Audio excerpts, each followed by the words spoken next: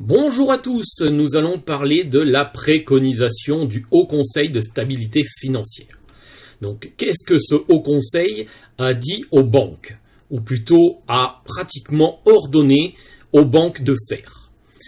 Il a dit que les crédits immobiliers, à partir de maintenant, ne devaient plus dépasser 25 ans maximum et 33% d'endettement. D'accord.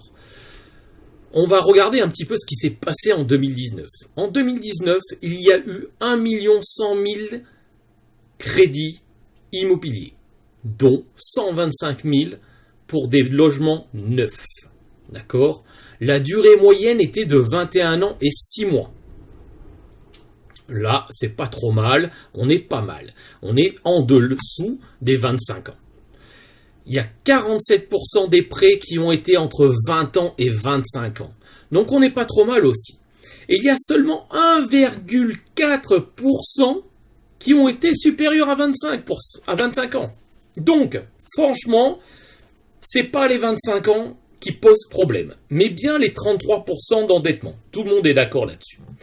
Seulement, la préconisation du Haut Conseil a dit aussi qu'il y aurait une flexibilité admise usuellement. Alors, qu'est-ce que ça veut dire ? Ça veut dire que les banques vont pouvoir faire des crédits au-delà de 25 ans ou surtout, ce qui nous intéresse pour nous, investisseurs, au-delà des 33% d'endettement. D'accord. Mais combien ?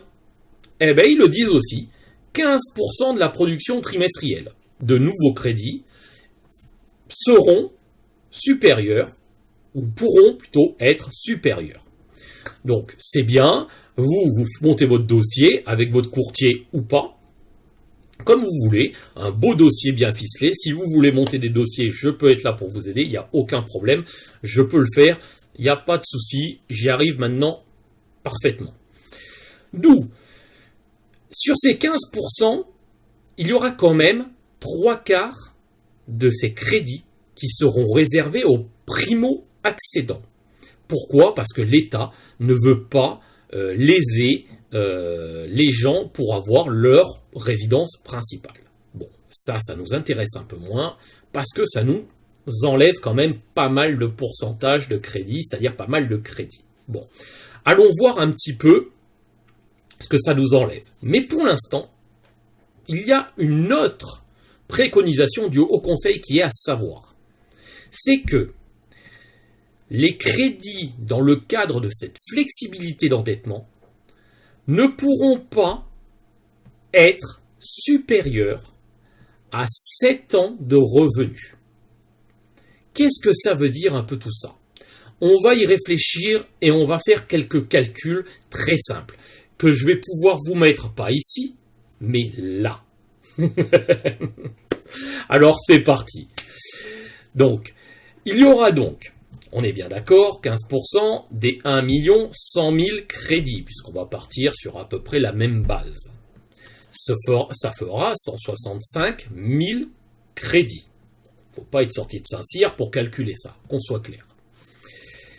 Mais pour les investissements locatifs, parce que nous on parle d'investisseurs locatifs, si vous êtes sur cette chaîne-là, c'est pour faire de l'investissement locatif et pas autre chose, on est bien d'accord, ou des travaux dans les maisons, c'est ce que je fais aussi dans mes autres vidéos, d'accord ? Il n'y en aura que 41 250 crédits qui pourront être supérieurs à ces 33%, mais qui ne pourront pas dépasser, attention, les 7 ans de revenus. Soit pour un investisseur locatif, c'est super. Parce que c'est de ça qu'on parle quand même. D'accord ? Donc je vais vous donner un exemple clair. Un investisseur locatif qui gagne 10 000 euros en tout, dont 2 300 euros de salaire et 6 700 euros de revenus locatifs. Alors il faut savoir que maintenant, on ne parle plus de pondération sur les revenus locatifs. Ils ne sont plus pondérés. Donc s'ils ne sont plus pondérés, on prend 100% des revenus locatifs. D'accord ? Certaines banques les pondèrent encore, mais d'autres ne les pondèrent plus. Allez vers les banques qui ne les pondèrent plus. Ça c'est clair. Et si vous voulez même avoir d'autres renseignements sur certaines banques qui prêtent beaucoup plus facilement, venez me voir, je vous dirai lesquelles. Donc, on prend ce cas-là. Cette personne a 3 000 € de crédit immobilier. D'accord? Il veut faire un gros crédit.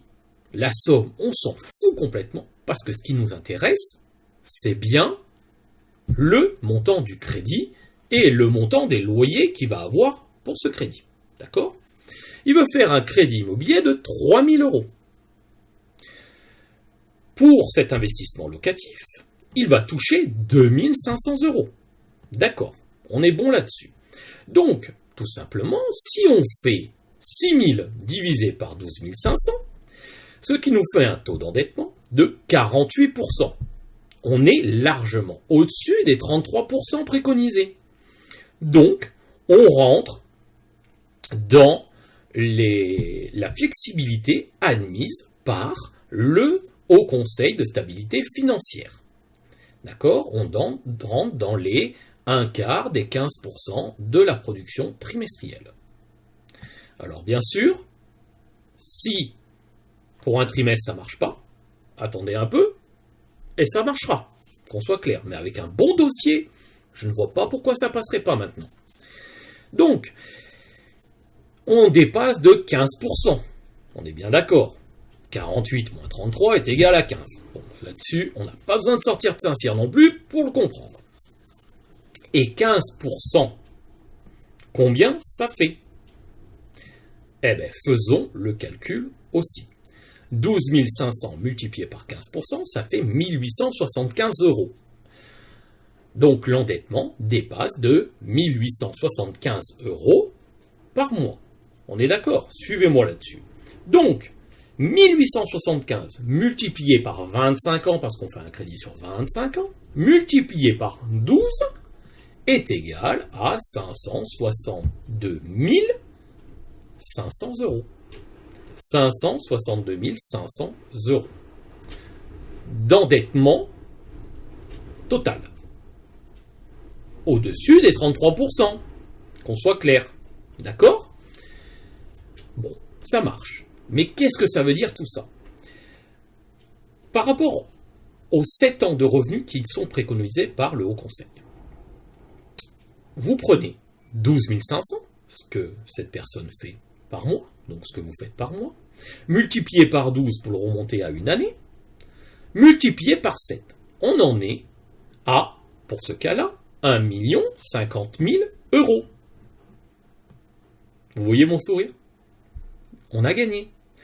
D'où la banque ne pourra pas, bien sûr si vous avez un très bon dossier, qu'on soit clair, le dossier doit être ficelé et tout, ne pourra pas vous interdire ce crédit immobilier.